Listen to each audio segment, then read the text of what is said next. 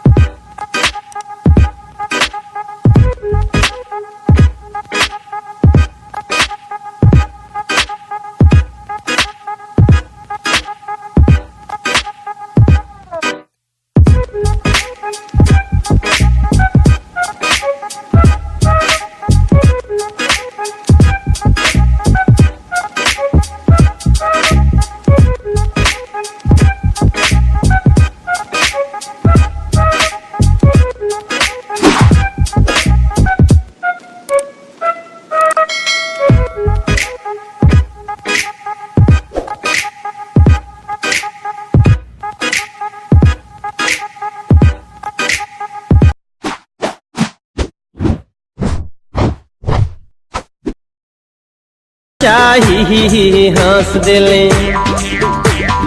चट देनी मार देली खींच के तमाचा, ही हंस देले, ही हंस देले, ही हंस देले रिंकिया के पापा, ही हंस देले रिंकिया के पापा, ही